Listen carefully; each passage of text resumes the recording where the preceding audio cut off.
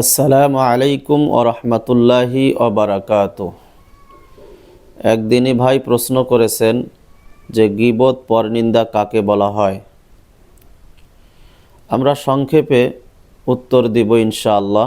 তার আগে আপনারা ভিডিওটি একটু দিন প্রচারের স্বার্থে শেয়ার করে দিবেন ইনশাআল্লাহ। গীবত ও পরনিন্দা কাকে বলা হয়? গীবত বলা হয় কোনো মুসলিম ভাই অথবা বোনের এমন দোষ তার অনুপস্থিতিতে বলা, যেটা সেই মুসলিম ভাই ও বোন অপছন্দ করে অথবা সেই কথা শোনার পরে সে কষ্ট পায়, তাকেই গীবত বলা হয়। রাসূলুল্লাহ সাল্লাল্লাহু আলাইহি ওয়াসাল্লামের হাদিস থেকে জানা যায়, হযরতে আবু হুরায়রা রাদিয়াল্লাহু তাআলা আনহু থেকে হাদিসটি বর্ণিত। তিনি বলেন, রাসূলুল্লাহ সাল্লাল্লাহু আলাইহি ওয়াসাল্লাম বলেছেন যে জিকরুকা আখাকা বিমা ইয়াকরাহু, গীবত হচ্ছে ওই কথাটা যেটা তোমার ভাই সম্পর্কে তুমি বলার পরে, তোমার কোনো ভাই অথবা বোনের সম্পর্কে বলার পরে সেই কথা তোমার ওই ভাই অথবা বোন শুনে কষ্ট পায় বা অপছন্দ করে, সেটি হচ্ছে গীবত।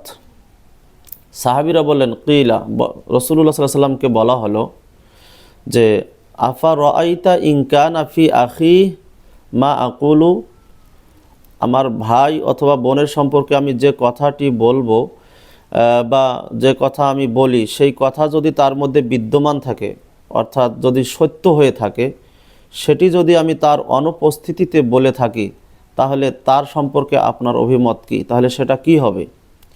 ক্বালা, রাসূলুল্লাহ সাল্লাল্লাহু আলাইহি ওয়াসাল্লাম বললেন, ইন কানা ফিহি ফাকাদিগ তাবতাহু, যদি সেটা তার মধ্যে বিদ্যমান থাকে, যদি সেটা সত্য হয়ে থাকে, তাহলে সেটাই হচ্ছে গীবত। তোমার ভাই বা বোনের সম্পর্কে তার অনুপস্থিতিতে তুমি যেই কথাটি বলবে, সেটা যদি সত্য হয়ে থাকে, তাহলে সেটিকে গীবত বলা হয়।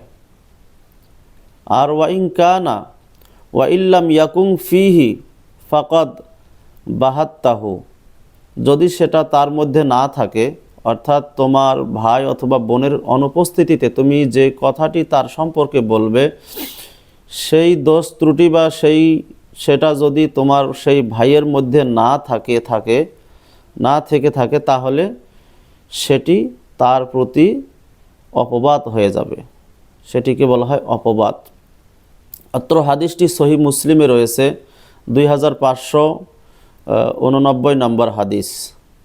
গীবত সম্পর্কে কোরআনুল কারীমে আল্লাহ সুবহানাহু ওয়া তাআলা বলেছেন, ওয়ালা ইয়াগতাব বা'দুকুম বা'দা আইয়ুহিব্বু আহাদুকুম আইয়াকুলা লাহমা আখিহি মাইতান ফাকারিহতুমুহু ওয়াত্তাকুল্লাহ ইন্নাল্লাহা তাওয়াবুর রাহিম। আল্লাহ সুবহানাহু ওয়া তাআলা বলেন, তোমাদের কেউ যেন কারো গীবত না করে। তোমাদের কেউ কি পছন্দ করবে তার মৃত ভাইয়ের গোশত খেতে?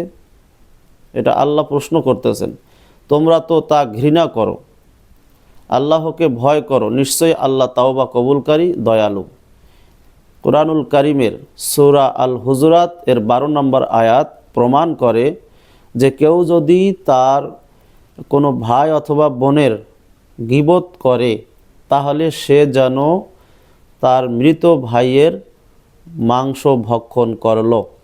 অথচ আল্লাহ তাআলা বলছেন, তোমরা কি এটা পছন্দ করবে যে তোমরা মৃত ভাইয়ের মাংস ভক্ষণ করবে? এটা তো তোমরা পছন্দ করবে না। তাহলে কেন তোমরা তোমাদের কোনো ভাই অথবা বোনের অনুপস্থিতিতে তার গীবত করো? এটি গেল গীবত। এরপরে পরনিন্দা। পরনিন্দাকে আরবিতে বলা হয় নামিমা। নামিমা বলা হয়। গীবতের থেকে পরনিন্দা বা নামিমার শাস্তি আরও অত্যন্ত ভয়াবহ। নামিমা বলা হয় এক ব্যক্তি থেকে কথা নিয়ে অন্য ব্যক্তির কাছে পৌঁছে দেওয়া, ফিতনা, শত্রুতা বা সম্পর্ক নষ্ট করার উদ্দেশ্যে। এটাকেই বলা হয় পরনিন্দা বা নামিমা।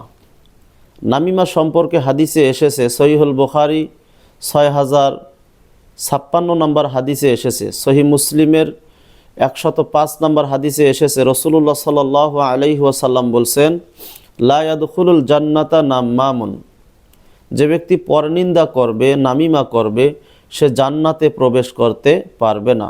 লা ইয়াদখুলুল জান্নাতা, ওই ব্যক্তি জান্নাতে প্রবেশ করতে পারবে না। নাম্মামুন, যে ব্যক্তি পরনিন্দা করে।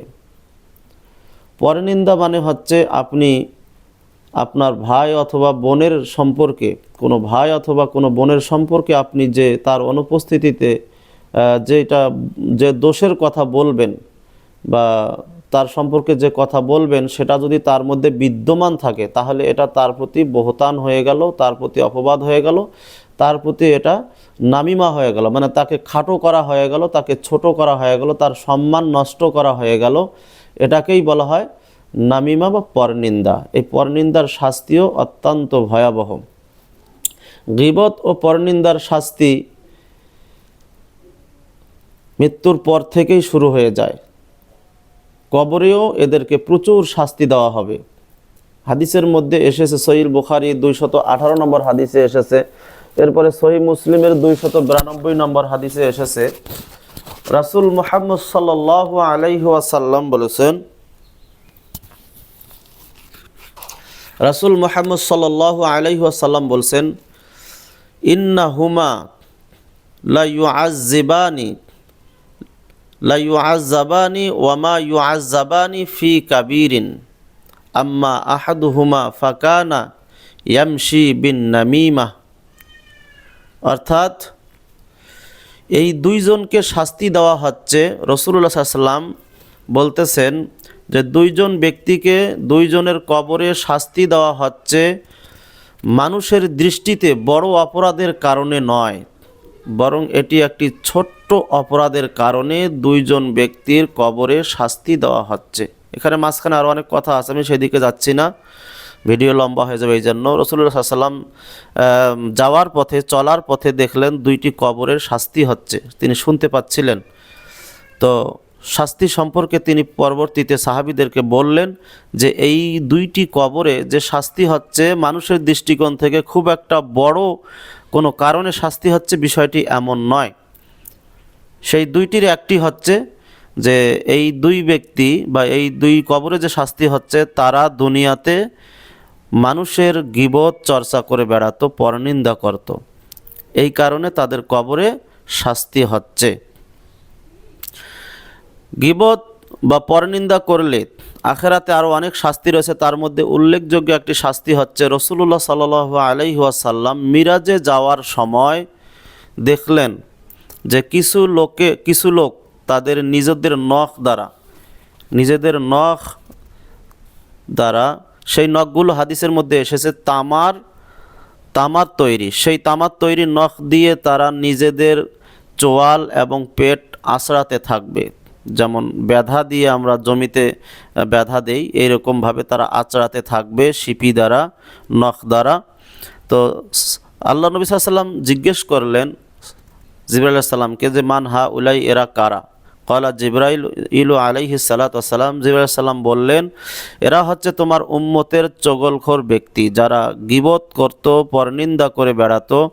এরা হলো সেই সমস্ত লোক, এই গীবত পরনিন্দা করার কারণে আজকে এরা নিজেদের নখ দ্বারা, নিজেদের চেহারা, নিজেদের বুক তারা এভাবে আঁচড়াতে থাকছে। তো এই হলো গীবতের শাস্তি। গীবতের দুনিয়াবি শাস্তি হলো তাদের নেক আমলগুলো নষ্ট হয়ে যাবে, মানুষের ভালোবাসা ও বিশ্বাস নষ্ট হয়ে যাবে, সমাজে ফিতনা ছড়াবে। আর আখিরাতের শাস্তি হচ্ছে এরা জান্নাত থেকে বঞ্চিত হবে এবং জাহান্নামে যাবে, এদের কবরের অনেক ভয়াবহ আযাব হবে। কিয়ামতের দিনে, বিশেষ করে কিয়ামতের দিনে এরা মুফলেস অর্থাৎ দেউলিয়া হয়ে যাবে। সাহাবীরা জিজ্ঞেস করলেন, ইয়া রাসূলুল্লাহ, মুফলেস কারা? আল্লাহ নবী সাল্লাল্লাহু আলাইহি ওয়াসাল্লাম বললেন, সহিহ মুসলিমের 2581 নম্বর হাদিসে এসেছে, রাসূল সাল্লাল্লাহু আলাইহি ওয়াসাল্লাম বলছেন, মুফলেস হলো ওই ব্যক্তি যে ব্যক্তি দুনিয়াতে পাহাড় সমপরিমাণ আমল করলো, সেই আমল নিয়ে কিয়ামতের দিনে যাওয়ার পরে সেই আমল, এই যে চগলখুরি করার কারণে, মানুষের গীবত পরনিন্দা করার কারণে তার নেক আমলগুলো মানুষের অন্য অর্থাৎ তার ভাই, কোনো ভাই অথবা বোনের গীবত করার কারণে তাদের আমলনামায় সেগুলো যুক্ত করে দেওয়া হবে। এক পর্যায়ে যখন তার আমলনামায় আর কোনো নেকি থাকবে না, তখন অন্যের নেকিগুলি পাপগুলি তার সে কাঁধে নিয়ে সে আপনার ওই জাহান্নামের দিকে যেতে থাকবে। আল্লাহ নবী বলেন এ হলো মুফলেস। তো কেয়ামতের দিনে গীবতকারী ব্যক্তি মুফলেস হয়ে যাবে, সে আমল শূন্য হয়ে যাবে। এইটা হচ্ছে কেয়ামতের ভয়াবহতা, এবং শেষ পরিণাম হবে সে এই পাপ নিয়ে জাহান্নামের দিকে যেতে থাকবে। তাহলে সংক্ষিপ্ত আকারে আমরা বলবো গীবত থেকে বাঁচার তাহলে আমাদের উপায় কি? আমরা বলবো গীবত থেকে বাঁচার 1 নম্বর উপায় হচ্ছে কথা বলার আগে চিন্তা ভাবনা করে কথা বলতে হবে। কোনো ভাইয়ের সম্পর্কে কথা বলতে গেলে চিন্তা ভাবনা করে কথা বলতে হবে, আর বেশিরভাগ সময় নীরবতা অবলম্বন করাই ভালো। কোনো ভাইয়ের সম্পর্কে কথা বলার আগেই নীরবতা থাকাটাই সবচেয়ে শ্রেয় ভালো। এরপরে যেখানে গীবত হবে, গীবতের চর্চা হবে, সেই গীবতের মজলিস থেকে, চায়ের দোকানে হোক বা হাটে বাজারে বাড়িতে যেখানেই হোক, সেই মজলিস থেকে, সেই গীবতের আড্ডা থেকে উঠে চলে যাওয়া।